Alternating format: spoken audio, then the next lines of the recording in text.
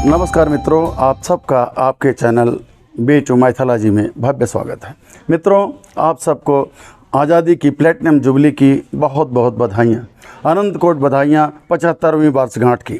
मित्रों, 15 अगस्त का दिन भारतवर्ष के इतिहास में बड़ा ही पावन, बड़ा ही पुनीत और बड़ा ही भाग्यशाली है। मित्रों, आप सबको मालूम है कि हमारा देश 15 अगस्त 1947 को अंग्रेज़ों की गुलामी से आज़ाद हुआ था। लगभग 200 साल तक हमारे पूर्वजों ने, हमारे बाप दादाओं ने, भारत के हर नागरिक ने उनकी सब तरह से परेशानियां झेली और वो इतनी यातनाएं सहे, अंग्रेज बूट से मार देते थे उनको।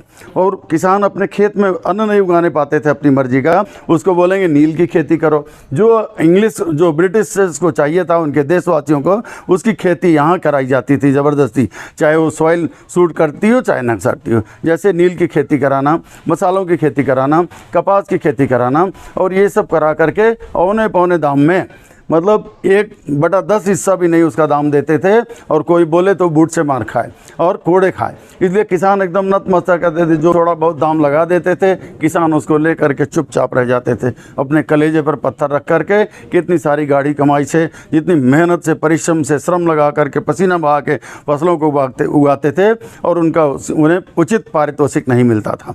और फिर क्या हुआ, इसकी वजह से, गुलामी के कारण और इस न बोल पाने की वजह से भारतवर्ष की अर्थव्यवस्था पटरी से उतर गई। सब खाने के लाले पड़ गए, चारों तरफ लोग परेशान थे। गुलामों का कोई अधिकार नहीं होता, बस उनको केवल ड्यूटी और ड्यूटी और ड्यूटी रहती। और जो नागरिक होते हैं, स्वतंत्र देश के नागरिक, उनके पास जहाँ ड्यूटियाँ होती हैं वहीं पे बहुत सारे अधिकार भी होते हैं। जैसे आज हमारे पास फंडामेंटल राइट्स हैं, बहुत सारे हमारे मौलिक अधिकार प्राप्त हैं, मौलिक ड्यूटियां भी हैं, मौलिक चीज़ें भी हैं, लेकिन उसके साथ अधिकार प्राप्त है। लेकिन गुलामी जब हो जाती है, गुलामों को कोई अधिकार नहीं प्राप्त है। केवल और केवल उसकी डिक्टेटर की मर्जी पे पलते हैं। अगर कुछ मिल गया तो खा लिया, नहीं तो पड़े कीड़े मकोड़ों की तरह से। तो गुलामों को ना तो कोई प्रिविलेज मिलते थे, ना कोई अधिकार थे उनके, और ना ही उनको कोई फैसिलिटीज़ और बोलने का अधिकार था। ये हम सब का सौभाग्य है कि हम सब, आज की पीढ़ी जो है, हम सब स्वतंत्र भारत में पैदा हुए हैं। जबकि हम अपने बाप दादाओं से पूछते हैं, नाना नानी से पूछते हैं, बुजुर्ग लोग आज भी जिंदा हैं उसकी कहानी बताने के लिए, तब वो बताते हैं किस तरह की यातनाएं सहे थे और कितने निर्दयी शासक थे 200 साल जो हम पे रूल करके चले गए, भारत को लूट करके चले गए। चाहे हमारा हीरा हो, चाहे हमारी अर्थव्यवस्था की चीज़ें हो, सोना चांदी सब उठा ले गए। तो सब धीरे धीरे लोगों के अंदर भी प्रेरणा आई कि सारा चीज़ हमारी धरती पे उगता है, सारा चीज़ हम लोग करते हैं, उठा के चला जाता है इंग्लैंड। तो हम क्या करें? धीरे धीरे लोगों के अंदर अवेयरनेस आई, जागृति आई। नेता जो कुछ पैदा हुए, कुछ पहले से थे, सबके अंदर सूझबूझ आई कि हमको किसी तरह स्वाधीनता आंदोलन चलाना चाहिए और इन अंग्रेज़ों को अपने देश से भगाने में ही भलाई है। मित्रों, आप सब लोग जानते हैं कि फिर बहुत सारा संघर्ष हुआ, सैकड़ों साल तक संघर्ष चला। 1857 ये भी, उसके भी पहले जब सिपाही म्यूटनी हुई, उसके सब के बाद तमाम 1919 में जलियांवाला कांड हुआ। मैं I don't want to go to history part of it, आप सब जानते हैं। मतलब उतने संघर्ष के बाद कितने लोगों ने अपनी जान कुर्बान कर दी इस आज़ादी के लिए, कितने लोगों को कोड़े सहने पड़े, कितने लोग जेलों में रहे, कितने लावारिस लापता हो गए, कुछ पता ही नहीं चलने दिया, अंग्रेज़ों ने कहाँ मार के फेंकवा दिया गया और सबके सोना चांदी धन दौलत सब लूट गई, सब कुछ चला गया। यानी लाखों की कुर्बानी करने के बाद, लाखों अभिशाप सहने के बाद, इतना फास्टिंग करने के बाद, इतना भूख हड़ताल, चक्का जाम, सब कुछ करने के बाद, तब बड़ी मुश्किल से हमको ये आज़ादी मिली।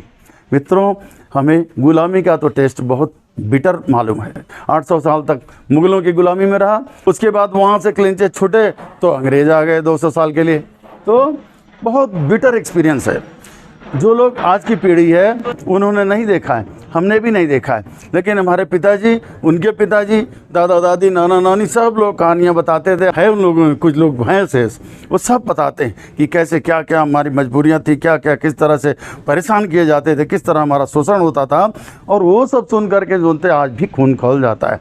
तो मित्रों, बड़ी मुश्किल से जो चीज़ मिली है उसको हमको क्या करना है? प्रिजर्व करके रखना है। आज मैं यही कहना चाहता हूँ। मित्रों, आप सब जानते हैं कोई भी देश कैसे चलता है, उसके संविधान से, कॉन्स्टिट्यूशन से। हमारा भारतवर्ष सबसे बड़ा डेमोक्रेसी वर्ल्ड में, इससे बड़ा कोई प्रजातंत्र नहीं है। तो प्रजातंत्र में चलाने के लिए प्रजा के पास बहुत सारे अधिकार हैं। पहली बात तो आप ये समझें कि प्रजातंत्र क्या है। Democracy is nothing but government of fools. Government of fools, P B Shelley has written that it is government of fools, means people move in the way of herds moving as the sheeps are going. जैसे झुंड के झुंड जिधर जाएंगे उधर चले जाएंगे, जिधर नहीं जाएंगे कोई नहीं जाएंगे, यही हो रहा है। तो डेमोक्रेसी में अधिकार तो सबको मालूम है, व्हाट आर माय राइट्स, सबको मालूम है कि what are my fundamental rights. एक बच्चे से भी पूछोगे, किसी सड़क वाले लेबर से पूछोगे, वो बोले भैया मैं भारतवासी हूँ, ऐसे करके बोल देगा मेरा भी तो अधिकार है, मैं भी सड़क पे चलूँगा। मित्रों, आप सब जानते हैं कि part 3 of constitution deals with fundamental rights. किसी न किसी रूप में आप थोड़ा बहुत सब जानते हैं, अपने अधिकारों के पास सबको प्रिविलेज का बड़ा ध्यान रहता है, सबको थोड़ा बहुत जानकारी है, हर नागरिक को, चाहे अनपढ़ ही हो। लेकिन जो चीज़ नहीं मालूम है या जान करके जिस चीज़ को इग्नोर करते हैं, that is mentioned in part 4, that is fundamental duties. Part 4 and 4A of the Constitution, 4A deals with the fundamental duties। हमारे मौलिक कर्तव्य क्या हैं। अधिकार तो बाद में आएंगे, पहले कर्तव्यों का तो देखिए। आप जानते हैं कि बॉर्डर पे जहाँ जहाँ हमारी इंटरनेशनल बाउंड्रीज हैं, बॉर्डर्स हैं, वहाँ पर हमारे सैनिक चाक चौबंद है, दिन रात 24 घंटे, 1 मिनट के लिए सांस नहीं रुकने पाती कि कोई वहाँ पर क्या आ जाए, किसी तरह किसी की हिम्मत हो कोई एक जगह से इंट्रूड कर ले। आर्मी, नेवी, एयरफोर्स और हमारे अन्य BSF आदि पैरामिलिट्री फोर्सेज जितने हैं, सब बॉर्डर पे एकदम चाक चौबंद हैं, to prevent external aggression and intrusion in our country. वो तो बिल्कुल सही है, वहाँ से तो दुरुस्त है, बॉर्डर से तो कोई नहीं आ रहा। प्रॉब्लम क्या है, यहाँ कुछ भारतवर्ष के अंदर ही हमारे कुछ एंटी नेशनल एलिमेंट्स जगह जगह पे बैठे हैं या बैठाए गए हैं, आप यूँ समझ लीजिए, जिनको देश से प्रेम नहीं है, सरोकार नहीं हमारे देश की आज़ादी से, किसी चीज़ से, और उनका काम है निगेटिव रोल खेलना। वो निगेटिविटी वहाँ से कमांड पाते हैं अपने आकाओं से देश के बाहर से, और यहाँ वो चीज़ ऐसा घटित कर देंगे जिससे देश का नुकसान होगा, लोग मरेंगे जिएंगे।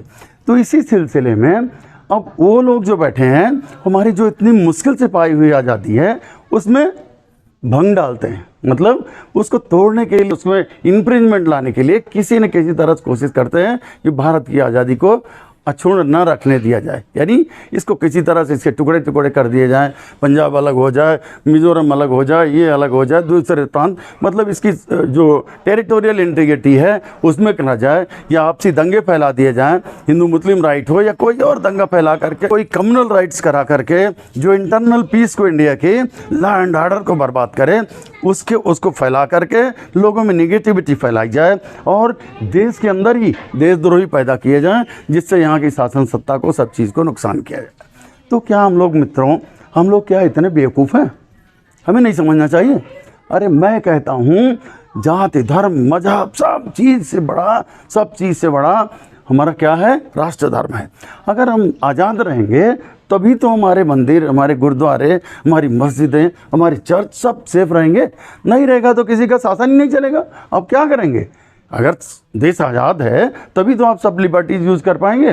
देश गुलाम हो गया तो आप कुछ भी नहीं पाएंगे, ना आपकी जायदाद रहेगी, ना आपका घर रहेगा, ना मकान रहेगा, ना प्रॉपर्टी, बैंक से सब चीज़ें सीज हो जाएंगी। आप क्या करेंगे? क्यों नहीं समझते हैं? तो सारे बुद्धिजीवियों को आज ये समझना होगा कि इंटरनल लक्यूना क्या है, किस तरह उनके मंसूबों को हमको फेल करना है। बाहर से बॉर्डर पे चारों तरफ फोर्सेज लगी हैं, आसमान में इंडियन एयरफोर्स, और समुद्री सीमा के अंदर इंडियन नेवी। कहाँ किसी की हिम्मत है कि आँख से आँख मिला ले? तो आप समझिए कि हमारी ड्यूटीज़ क्या हैं, what are our moral obligations, जो फंडामेंटल ड्यूटीज़ के रूप में इंश्रीन की गई कॉन्स्टिट्यूशन में। पहले तो आप ये समझ लें कि फंडामेंटल ड्यूटीज़ हैं क्या। Fundamental duties are defined as moral obligations of all the citizens to help promote a spirit of patriotism and to hold the unity and integrity of India। देश की आज़ादी के लिए, देश की इंटीग्रिटी के लिए, देश अक्षुण्ण रखने के लिए सब लोग मिलजुल करके रहें, यही इसका मिशन है, इसका आइडिया है। के तहत हमको क्या करना है कि जो पार्ट 4A में मेंशन है, to abide by the Constitution and respect its ideals and the institutions। हमको सब किसी को कॉन्स्टिट्यूशन के दायरे में रह करके हड़ताल का अधिकार है, हमको आंदोलन करने का अधिकार है, लेकिन सब कुछ पीसफुल, ना कि आज के जैसे जैसे राज्यसभा में हो गई घटना, जैसे कि ये क्या कोई अच्छी शोभा देती। हम लोग डेमोक्रेटिक कंट्री का मतलब ये थोड़ी होता है कि we have thrown rule books, you can throw it, you can not. तो उसको बचाने के लिए हमें मर्यादित आचरण करना पड़ेगा। What is democracy? मतलब we have got full liberty to move our hand 360 degree in any side, but provided it does not hit somebody's nose. As soon as you hit somebody's nose or the flower part or a leaf, you have committed a crime. That is not permitted. So you do your own job, but don't disturb others. Means follow the books of law. What is written there, what is expected as an Indian citizen, you have to follow that. So if you follow that, there is no problem for anybody. Then to respect the national flag and national anthem. अभी हम लोगों ने 26 जनवरी को देखा इसी साल, लोग क्या किए, कुछ अनुवादी तत्व भाग के गए लाल किले के पास, और जहां हमारा नेशनल फ्लैग लगा है उसकी जगह पे निकाल करके दूसरा फ्लैग वहाँ रख दिया। वहाँ लाल किले पे जो हमारा मॉन्यूमेंट है, आज़ादी की निशानी है, लाखों लोग अपनी जान गंवाए हैं, तब वो सब चीज़ें बन पाई हैं। उनकी याद में रखिए, उनकी आत्मा जहाँ होगी, वीरों की आत्मा भी रोई होगी, उन शहीदों की आत्मा भी रोई होगी, और हम लोग तो त्राई त्राई करते ही रह गए। ऐसे रूल ऑफ लॉ का क्या करें, जो लोग समझते ही नहीं उसमें क्या है। तो हमें नेशनल फ्लैग और नेशनल एंथम का रिस्पेक्ट करना है। जहाँ कहीं भी राष्ट्रगान हो रहा हो, हमें सावधान में खड़े हो जाना चाहिए, और जब तक वो चलता रहे सावधान में रहें, और अंततोगत्ता सैल्यूट करके वहाँ से निकल लें राष्ट्रीय ध्वज को। ये है हमारा नेशनल एंथम का respect. To realise and follow the essential ideals of the secularism and democracy, okay, and non violence. मतलब हमारा संविधान इस बात पे जोर करता है, आप चाहे जो भी करें, आंदोलन करें, हड़ताल करें, जो वो नॉन वायलेंस, उसके सेंटर पॉइंट में नॉन वायलेंस है। कभी उद्दंडता नहीं होगी, कभी कानून तोड़ना नहीं होगा, कभी नेशनल प्रॉपर्टी को डैमेज करना नहीं होगा, वो चीज़ ध्यान रखना है। अगर वो कर लें तो कभी कोई प्रॉब्लम ही नहीं। Then to realise and follow the essentials what is mentioned in the duties and the orders। जैसे हम अपने अधिकारों के लिए लड़ते हैं सज्जनों, उसी तरह हमको ये भी देखना है कहीं हम भी तो किसी के अधिकारों का हनन तो नहीं कर रहे हैं, कहीं किसी का शोषण तो नहीं कर रहे हैं, क्योंकि वो भी, उसके लिए भी वही राइट्स हैं, वही कॉन्स्टिट्यूशन उसके लिए लागू है, क्योंकि वो भी भारत का नागरिक है जिसके साथ ऐसा कर रहे हैं। तो अगर हम अपने आप को भी शोषण से बचाएं, अपने आप को भी हर तरह से देखें कि हमारे कोई अधिकारों का हनन ना हो, लेकिन अपने सबॉर्डिनेट्स का, अपने जूनियर्स का, अपने नीचे जो पड़े चले जा रहे हैं, सबके लिए हमको आवाज़ उठानी पड़ेगी। और to preserve the culture and heritage of India, to preserve the culture and heritage of the India, that is a very essential item। हमारी सभ्यता, संस्कृति, जो परंपराएं हमारी हैं, उनको कोई नष्ट न करने पाए, इसीलिए आदिवासियों के लिए भी कानून है, वहाँ कोई जा कर के कुछ नहीं करेगा, और जो उनकी मूल भावनाएं हैं, जो मूल परंपराएं हैं, वो भी चलती रहेंगी। हम सबको अपने इस रिदम को, सभ्यता और संस्कृति को बनाए रखने में ही भारत का भला है। To protect the sovereignty and unity and integrity of the nation, इसको अक्षुण्ण बनाए रखना है, इंटीग्रिटी बनाए रखना है, इसको यूनाइटेड रखना है। Next duty is to save the public property. जहाँ भी पब्लिक प्रॉपर्टी है, कहीं देखिए छोटा सा भी आंदोलन होता, हड़ताल होती, पता लगा 50 बसें जला दी गई, ट्रेन जला दी गई, बिल्डिंग जला दी गई, क्या वहाँ कोई नहीं बोलने लायक है? हर किसी को आवाज़ उठानी चाहिए। नहीं तो कम से कम नहीं कर सकते हो, अगर आप उनसे लड़ नहीं सकते तो कम से कम आवाज़ से चिल्लाओ, डोंट डू इट मत करो। नहीं तो पुलिस को तो अलर्ट कर सकते हो, मिलिट्री को तो कर सकते हो। चुपचाप आकर अपने घरों में सो जाना इसकी रिप्लाई नहीं है, बल्कि जो कुछ भी आप कर सकते हैं तन से, मन से, धन से, भले आप सीनियर सिटीजन हैं, हम सीनियर सिटीजन हैं, हम लड़ नहीं सकते, ठीक है, I alert the police, I can alert other people, I can shout, I can ask help from anybody के देखो बस को एक तो तोड़ रहा है, पब्लिक प्रॉपर्टी को तोड़ रहा है, पब्लिक प्लेस को तोड़ रहा है। वो जब चीज़ सीन में आएगी, जब दिमाग में आएगी, तभी हमारा देश ऊपर उठेगा। क्योंकि पब्लिक प्रॉपर्टी किसकी है मित्रों? वो हमारे आपके जैसे लोगों के, सबके टैक्स से बनती है, सब हमारा ही पैसा है। तो हर प्रॉपर्टी जो देश की प्रॉपर्टी है वो हमारी अपनी प्रॉपर्टी। जैसे हम अपने घर का, मकान का, दुकान का, कार का, सबका प्रोटेक्शन करते हैं, वैसे पब्लिक प्रॉपर्टी के बारे में भी हमको सोचना पड़ेगा। To safeguard, so it is most essential to safeguard the public property. कहीं भी कोई अगर तोड़ फोड़ रहा है, जला रहा है, बाहर रहा है, तुरंत पुलिस को बताएं या आप स्वयं डिफेंड करें। To defend out country even at the cost of our life. अगर हमारे डेंजर सिविलियंस के लिए, मिलिट्री के लिए नहीं है, आप सोच लीजिए कि military persons are paid for that, they are enrolled for that, लोग अच्छी एक्सक्यूज देते हैं। फौजी तो बने ही हैं मरने के लिए, अरे वो तो अपना ड्यूटी कर रहे हैं, आप उनकी क्या सोच रहे हैं? आप उनकी जगह पे आप 7 दिन जाके रह के चले आओ बॉर्डरों पे, 3 दिन रह के चले आओ तो मैं समझ लूँ आप बड़े वीर हो। वो तो अपना काम कर रहे हैं, जितना पा रहे हैं उससे कई गुना अदा कर रहे हैं देश के लिए। लेकिन आप क्या कर रहे हैं? आपका भी दायित्व है टू प्रोटेक्ट, मतलब हर तरह से to defend the country even at the cost of life, our own life. ये सिटीजन के लिए भी है, सिविलियंस के लिए है। मैं I am talking about civilians. क्या हम लोग ऐसा करते हैं? कभी नहीं करते। कहीं कुछ हो रहा है जाके अपना दरवाज़ा बंद कर लिए, छोड़ो यार क्या करना है हमको, क्या करना है। तो don't skip up responsibilities. Every citizen has to be responsible to protect natural resources.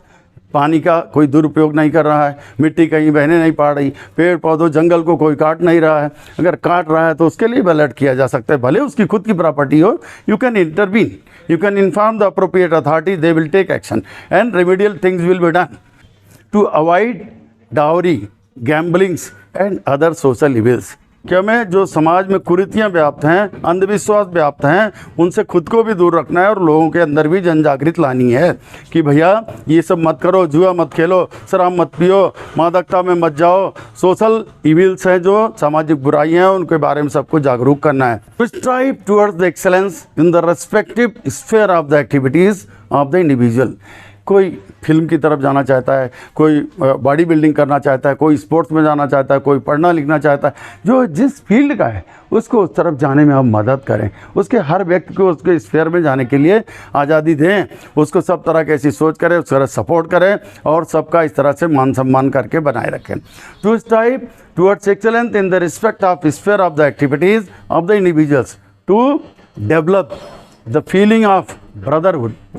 सबसे महत्वपूर्ण जो आपका दायित्व है फंडामेंटल ड्यूटीज़ में, वो है to develop the feelings of brotherhood among all the people of India. Means all Indians are my brothers and sisters.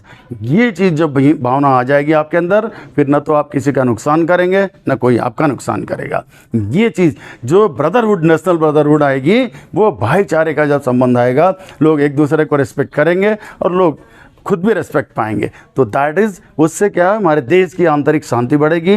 सब लोग इन चीज़ों को करेंगे तो जैसे मान लीजिए कोई उग्रवादी आतंकवादी कहीं से आता है, कोई नेटवर्क चला रहा है, स्लीपिंग सेल यहाँ उनको एक्टिवेट कर रहा है, दूसरी कंट्री में बैठ करके बम गिरवा रहा है, कहीं ये करा रहा है, उल्टे सीधे काम करवा रहा है। उन सब में किसी न किसी, तो हम लोग 135 करोड़ हैं, किसी न किसी को कभी न कभी तो खबर लगती ही है।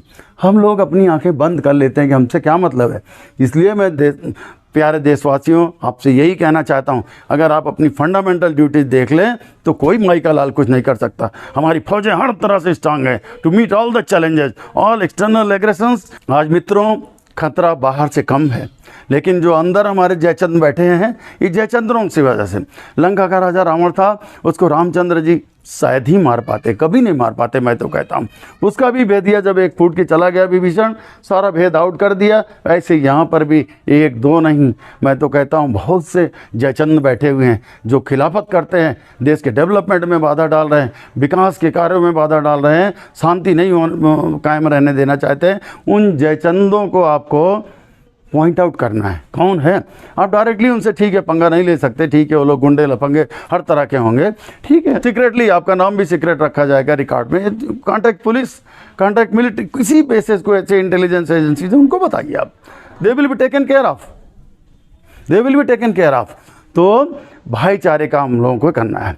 माता पिता संरक्षकों द्वारा 6 से 14 वर्ष के बच्चों हेतु प्राथमिक शिक्षा भी प्रदान करना, ये भी एक दायित्व है। ये फंडामेंटल ड्यूटीज़ में जोड़ा गया है। हर माता पिता का ये कर्तव्य है कि अपने बच्चों को जो 6 से 14 साल की उम्र के बीच में हैं, उनको कम से कम प्राइमरी एजुकेशन देना है। ये बाध्यता है, लीगल ऑब्लिगेशंस हैं। ये सब अगर हम इतनी फंडामेंटल ड्यूटीज़ को, मौलिक कर्तव्यों को अगर हम देश के नागरिक इसका अच्छी तरह से पालन करते हैं मित्रों, तो हमारी आज़ादी सदा अक्षुण्ण रहेगी। और यही नहीं, हम तो आज़ाद रहेंगे, आप तो रहेंगे। हमारी पीढ़ियाँ आने वाली, पीढ़ी दर पीढ़ी सब इसी को फॉलो करेंगे, तो कभी भी गुलामी या उसका तो सवाल ही नहीं उठता। लोग, दूसरे देश वाले लोग हमसे आंखें नहीं मिला पाएंगे। और इंडिया डेवलपिंग कंट्री है, इसको सब लोग अर्थव्यवस्था को पटरी पर लाने के लिए हम लोगों को क्या करना पड़ेगा, इंडिजनाइजेशन पे हमको जोर देना है। वोकल फॉर लोकल प्रधानमंत्री नारा दिया है और इसमें हम बहुत तेज़ी से आगे बढ़ रहा है हमारा देश। और अंत में कुछ कविताएँ, 2-4 लाइनें अपनी स्वरचित में आपको सुनाना चाहता हूँ। अपनी कुछ चंद पंक्तियां मैं सुनाना चाहूँगा इसके सम्मान में, तिरंगे के सम्मान में। देशवासियों को सलाम है। दे सलामी इस तिरंगे को जिसमें तेरी शान है, फहराना हमेशा ऊंचा इसको जब तक तुझ में जान है, जब तक तुझ में जान है। आओ झुक कर करे सलाम उसको जिसके हिस्से में मुकाम आता है, आओ झुक कर करे सलाम उसको जिसके हिस्से में मुकाम आता है। खुद नसीब होते हैं वो लोग जिसका लहू इस देश के काम आता है, जिसका लहू इस देश के काम आता है। मित्रों, इस देश के लिए हमको जीना है, हमें सब कुछ इस देश ने दिया है, धन दौलत मान सम्मान सब कुछ दिया है, और ज़रूरत पड़े तो हमको भी देश के लिए सब कुछ न्यौछावर कर देना चाहिए, इवन अपने जान तक, प्राण तक को त्याग देना चाहिए देश हित में। आइए चंद लाइनें उन वीरों की, शहीदों की याद दिलाते हुए, और इस देशवासियों को, आप सबके गरिमा को बढ़ाने के लिए। हम आज़ाद हैं, ये आज़ादी कभी छिनने नहीं देंगे। हम आज़ाद हैं, ये आज़ादी कभी छिनने नहीं देंगे। तिरंगे की शान को कभी मिटने नहीं देंगे, तिरंगे की शान को कभी मिटने नहीं देंगे। कोई आँख भी उठाएगा जो हिंदुस्तान की तरफ, उन आँखों को फिर दुनिया नहीं देखने देंगे, उन आँखों को फिर दुनिया नहीं देखने देंगे। भूल न जाना भारत माँ के सपूतों का बलिदान, भूल न जाना भारत माँ के सपूतों का बलिदान। इस दिन के लिए जो हंसकर हुए थे कुर्बान, इस दिन के लिए जो हंसकर हुए थे कुर्बान। आज़ादी की खुशियाँ मनाकर लो ये शपथ कि बनाएंगे देश भारत को और भी महान, कि बनाएंगे देश भारत को और भी महान। मित्रों, इन्हीं शब्दों के साथ मैं आप सबको एक बार पुनः सबको बधाई देता हूं। भारतवर्ष की आज़ादी की प्लेटिनम जुबली की 75 वर्षगांठ की आप सबको आज़ादी बहुत बहुत मुबारक हो। आप सबको बहुत बहुत बधाइयाँ। सभी देशवासी इस जश्न को मनाइए, इस उत्सव को मनाइए, ये राष्ट्रीय उत्सव है। खूब झंडा फहराइए, भारत माता की जय के नारे लगाइए। देश हमारा अजर अमर रहे। भारत माता की जय, भारत माता की जय। वंदे मातरम, वंदे मातरम, वंदे मातरम। धन्यवाद।